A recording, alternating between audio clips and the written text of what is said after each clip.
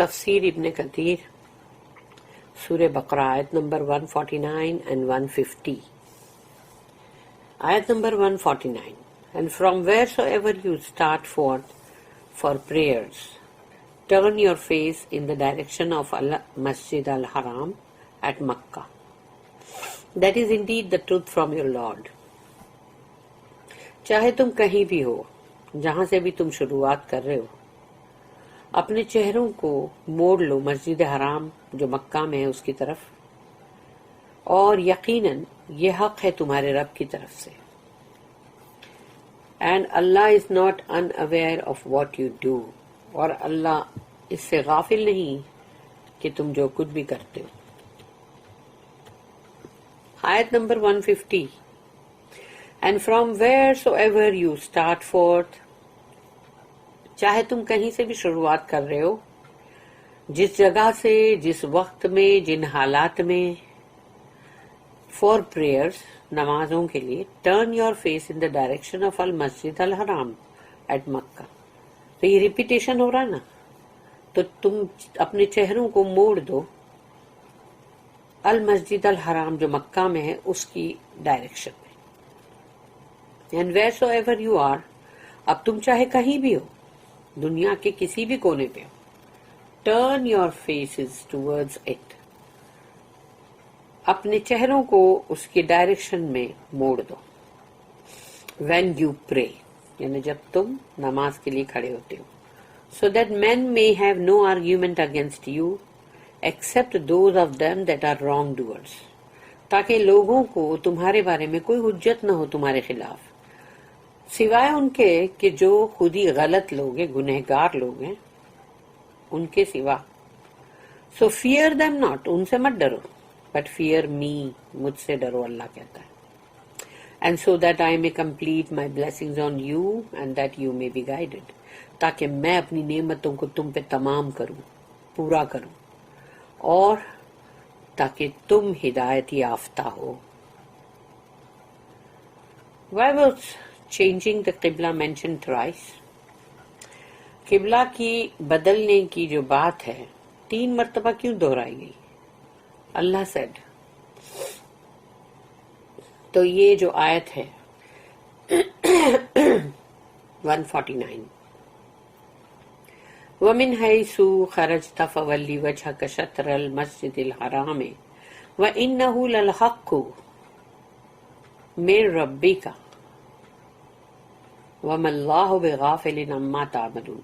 And from wheresoever you start forth for prayers, turn your face in the direction of Al-Masjid al-Haram at Makkah. That is indeed the truth from your Lord, and Allah is not unaware of what you do. چاہے تم کہیں سے بھی شروعات کرو اپنی نماز کی، اپنے چہروں کا رخ کر لو مسجد حرام کی طرف جو مکہ میں ہے، اور یہ حقیقت یعنی کہ یہ مطلب انڈیڈ دا ٹروتھ یہ ہے، یعنی یہ بالکل حق ہے، سچ ہے تمہارے رب کی طرف سے، اور اللہ جو ہے وہ غافل نہیں اس سے کہ تم کیا کر رہے ہو. This is the third command from Allah to face المسجد الحرام، the sacred mosque, from every part of the world during prayer. یہ تیسری بار اللہ کا حکم ہے اس میں کہ جو اللہ کہہ رہا ہے کہ اپنا رخ جو ہے وہ مسجد حرام کی طرف کر لو، چاہے تم دنیا کی کسی کونے پر بھی ہو نماز کے لیے تو اپنا رخ ادھر ہی کرو. It was said that Allah mentioned this ruling again here because it is connected to whatever is before and whatever is after it. کیونکہ اس سے پہلے جو بھی تھا اور جو اس کے بعد ہوا اس کا تعلق اس سے ہے، اسی لیے اللہ نے اس کو مینشن کیا ہے اس حکم کو بار بار. Hence Allah first said، پہلی بار جب اللہ نے کہا قد نرا تقلب وجهك في السماء فلنولينك قبلة ترضاها، verily we have seen the turning of your face O Muhammad صلی اللہ علیہ وسلم towards the heaven، یقیناً ہم نے دیکھا ہے آپ کے چہرے کا بار بار مڑنا آسمان کی طرف. Surely we shall turn you to a qibla prayer direction that shall please you. تو ہم اب آپ کا رخ موڑ دیں گے کیسے قبلہ کی طرف، نماز کے لیے، جس سے آپ راضی ہو جاؤ گے. اور یہ تھا 144 جس کے اندر اللہ نے کہا. تو پہلی بار اللہ نے اس میں جو کہا وہ یہ تھا انٹل، جہاں ختم ہوتی ہے آیت کہ وَإِنَّ الَّذِينَ أُوتُوا الْكِتَابَ لَيَعْلَمُونَ أَنَّهُ الْحَقُّ مِن رَّبِّهِمْ وَمَا اللَّهُ بِغَافِلٍ عَمَّا يَعْمَلُونَ. Certainly the people who were given the scripture، یقیناً وہ لوگ جن کو کتاب دی گئی تھی، Jews اور Christians، know well that your turning toward the direction of the Kaaba at Makkah in prayers is the truth from their Lord, and Allah is not unaware of what they do. تو ان کو جن کو کتاب دی گئی تھی وہ اچھی طرح سے یہ بات جانتے ہیں کہ آپ کا اس ڈائریکشن میں کعبہ کی طرف جو مکہ میں ہے، آپ اس طرف منہ کرنا یعنی رخ کرنا نماز میں، وہ حق ہے ان کے رب کی طرف سے. ان کے رب کی طرف سے یعنی سوچ لو دیئر لارڈ، یعنی ان کو معلوم ہے، یعنی کیونکہ وہ رب ان کا بھی رب ہے نا. اور اللہ جو ہے وہ اس سے غافل نہیں کہ وہ کیا کر رہے ہیں. Allah mentioned in these ayat his fulfillment of the Prophet's wish and ordered him to face the Qibla that he liked and he is pleased. یہاں اللہ نے جو ذکر کیا آیت میں کہ اللہ نے اپنے نبی اور رسول کی خواہش کو پورا کیا ہے، ان کو حکم کر کے کہ قبلہ جو ہے جو کعبہ شریف اس طرف رخ کرو تاکہ وہ خوش ہو جائیں. In the second command، دوسری بار جب اللہ نے حکم کیا، اللہ said وَمِنْ حَيْثُ خَرَجْتَ فَوَلِّ وَجْهَكَ شَطْرَ الْمَسْجِدِ الْحَرَامِ وَإِنَّهُ لَلْحَقُّ مِنْ رَبِّكَ وَمَا اللَّهُ بِغَافِلٍ عَمَّا تَعْمَلُونَ. And from wheresoever you start forth for prayers, turn your face in the direction of Al-Masjid al-Haram, that is indeed the truth from your Lord. And Allah is not unaware of what you do. تو اس میں اللہ نے second time جو بولا تو وہ یہ تھا کہ چاہے تم کہیں سے بھی شروعات کر رہے ہو، اپنے چہروں کو موڑ دو مسجد حرام کی طرف اس ڈائریکشن میں، اور یہ حق ہے تمہارے رب کی طرف سے، اور اللہ اس سے غافل نہیں کہ جو کچھ بھی تم کر رہے ہو. Therefore, Allah states here that changing the Qibla is also the truth from Him. یہاں اللہ نے بتا دیا کہ قبلے کو جو بدلنا ہے وہ اللہ ہی کی طرف سے ہے اور حق ہے. Thus upgrading the subject more than in the first ayah. تو اب یہاں پر اسی موضوع کو اللہ نے اور اٹھایا. In which Allah agreed to what His Prophet had wished for. جس میں اللہ نے مطلب اس چیز کے اوپر اللہ راضی ہوا کہ جو رسول اللہ صلی اللہ علیہ وسلم کی خواہش تھی. Thus Allah states that this is also the truth from Him that He likes and is pleased with. تو اللہ نے یہ چیز کو یہاں پر بتایا کہ حق ہے مطلب اللہ کی طرف سے یہ، اور اللہ اس چیز کو پسند بھی کرتا ہے اور وہ اس سے راضی بھی ہے. In the third command، تیسرا جو حکم تھا وہ اللہ refutes the Jewish assertion that the Prophet faced their Qibla, as they knew in their books that the Prophet will later on be commanded to face the Qibla of Ibrahim علیہ السلام the Kaaba. اور تیسرے مقام پہ جہاں اللہ نے حکم کیا، اللہ نے وہاں ان لوگوں کو لتھاڑ دیا، ان کو ٹھیک کر دیا جوش لوگوں کا، کہ وہ لوگ جو یہ سوچ رہے تھے کہ اب رسول اللہ صلی اللہ علیہ وسلم جو ہے وہ ان کے قبلے کی طرف رخ کریں گے، تاکہ، اور ان کو یہ چیز معلوم تھی آلریڈی، ان کی کتاب میں تھی کہ رسول اللہ صلی اللہ علیہ وسلم جو ہیں ان کو حکم آئے گا اور وہ ابراہیم علیہ السلام کا جو قبلہ ہے کعبہ اس طرف ہی فیس کریں گے، وہ یہ چیز کو جانتے تھے. وَمِنْ حَيْثُ خَرَجْتَ فَوَلِّ وَجْهَكَ شَطْرَ الْمَسْجِدِ الْحَرَامِ وَحَيْثُ مَا كُنْتُمْ فَوَلُّوا وُجُوهَكُمْ شَطْرَهُ. And from wheresoever you start forth for prayers، چاہے تم کہیں سے بھی شروعات کرتے ہو نماز کی، تمہاری کہیں سے کا مطلب وہی ہے کہ جن حالات میں یا جس جگہ سے یا جب کبھی بھی کہیں سے بھی Turn your face in the direction of Al-Masjid Al-Haram at Makkah. اپنے چہرے کو موڑ دو مسجد حرام کے رخ پہ. And wheresoever you are, turn your faces towards it when you pray. اور جہاں کہیں بھی تم ہو اپنے چہروں کو موڑ لو نماز جب تم پڑھ رہے ہو. The Arab disbelievers had no more argument concerning the Prophet's Qibla after Allah commanded the Prophet to face the Qibla of Ibrahim.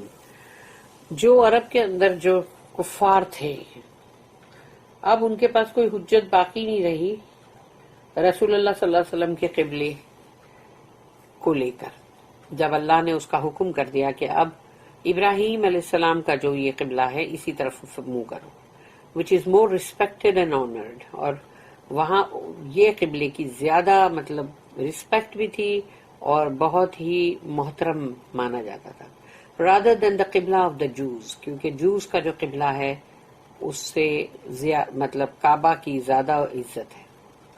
The Arabs used to honor the Kaaba and liked the fact that the messenger was commanded to face it.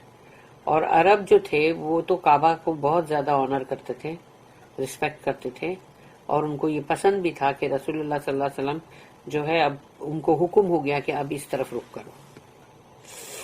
The wisdom behind abrogating the previous قبلہ، تو پہلے کے قبلے کو جو ختم کر دیا گیا، منسوخ، ایبروگیٹ.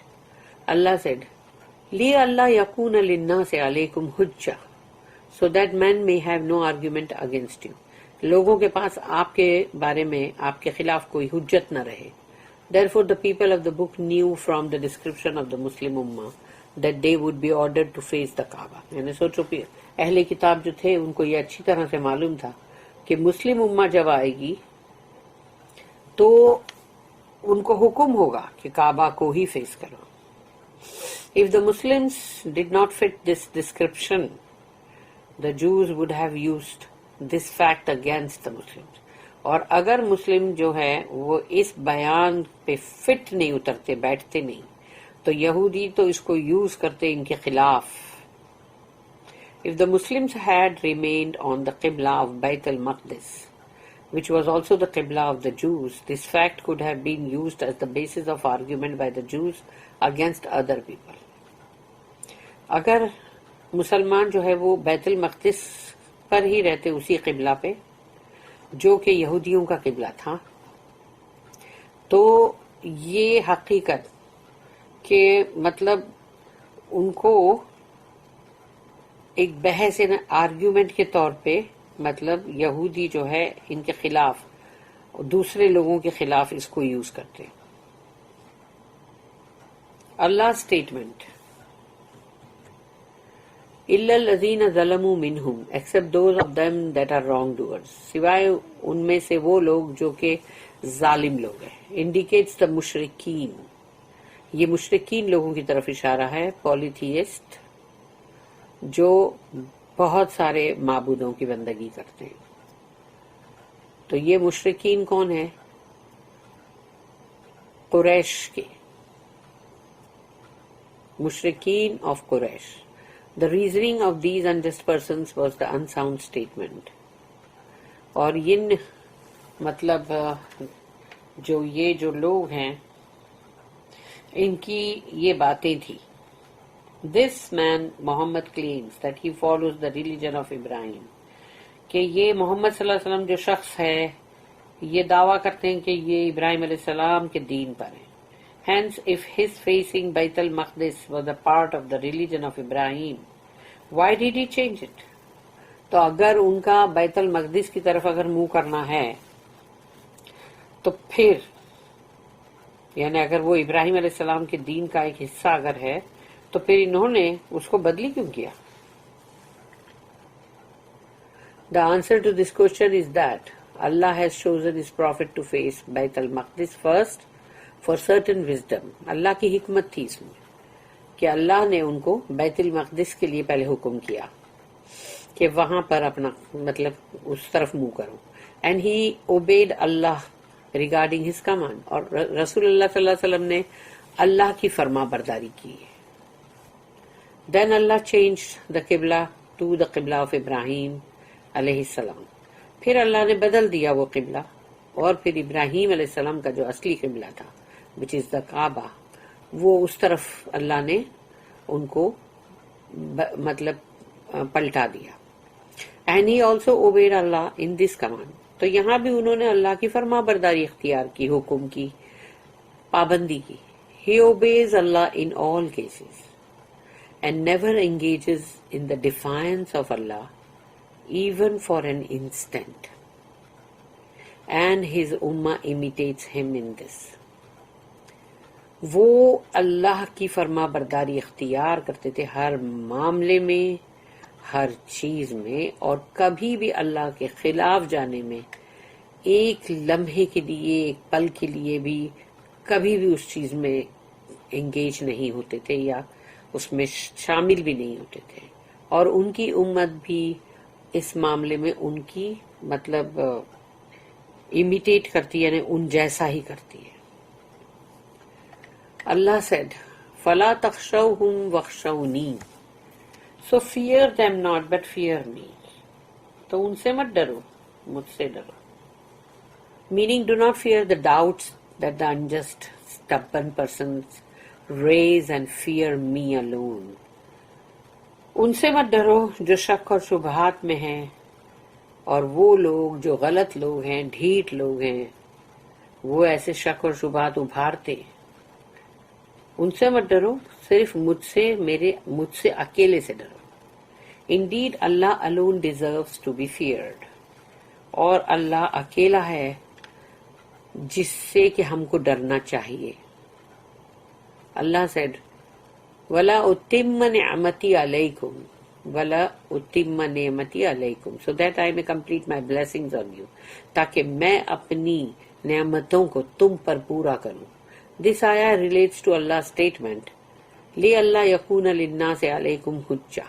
اور یہ جو اسٹیٹمنٹ ہے اور یہ جو ابھی یہ آیت ہم نے جو پڑھے کہ so that men may have no argument against you، تاکہ لوگوں کو تمہارے لیے کہیں کوئی حجت بازی تمہارے خلاف نہ کریں. تو یہ اس سے تعلق رکھتی بات کہ تاکہ میں اپنی نعمتوں کو تم پہ پورا کروں. I will perfect my bounty on you by legislating for you to face the Kaaba. میں اپنی نعمتوں کو تم پہ ضرور پورا کروں گا کہ تمہیں یہ حکم کر کے کہ تم کعبہ کی طرف رخ کرو so that the Islamic Sharia law is complete in every respect. تاکہ جو اسلام کا شریعہ لا ہے وہ پورا ہو جائے ہر لحاظ سے. اللہ said, وَلَعَلَّكُمْ تَهْتَدُونَ that you may be guided. تاکہ تم صحیح ہدایت پہ ہو.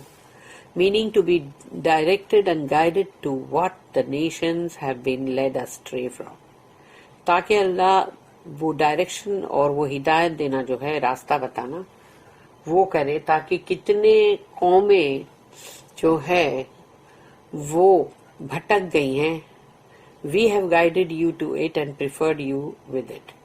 تو ہم نے تمہاری ہدایت کی اور تم کو پسند کیا اس لیے کہ کتنی قومیں جو تھی وہ اس معاملے میں بھٹک گئی کہ ان سے جب کہا جاتا کچھ بھی تو سنتے نہیں ہیں. This is why this ummah is the best and most honored nation ever. جب سے دنیا بنی ہے تب سے جتنے بھی جو 1,24,000 آئے ہیں رسول اور نبی، تو ان سب کی جو بھی امت تھی تو اللہ کہتا ہے کہ یہ امت سب سے بیسٹ ہے اور بہت ہی باعزت. تو اللہ کرے ہم اللہ کے اس ایکسپیکٹیشن پہ پورے اتریں کہ اس امت میں ہم بھی بیسٹ اور ایسے ہی آنرڈ ہوں. غلط حرکتیں کر کے بندہ امت کے باہر ہو جائے گا تو پھر جب امت کے باہر ہو گیا تو وہ تو کفر پہ آ گیا، تو اب وہ امت میں ہے ہی نہیں، تو پھر بیسٹ اور آنرڈ کہاں سے ہوئے گا. اس لیے ہم کو یہ دعا کرنا چاہیے کہ اللہ ہم کو رسول اللہ صلی اللہ علیہ وسلم کی امت میں ہی رکھنا اور ہم کو ان کا امتی ہی بنائے رکھنا، اور ہماری موت بھی ہو تو ہم ان کے امتی ہوں اور کلمہ شہادت پہ اس دنیا سے جائیں. اللہم آمین. اللہم ثبتنا عند الموت بلا الہ الا اللہ. آمین. بارک اللہ لی ولکم فی القرآن العظیم ونفعنی وإیاکم بالآیات وذکر الحکیم. سبحان اللہ وبحمدہ، سبحانک اللہم وبحمدک، نشہد ان لا الہ الا انت.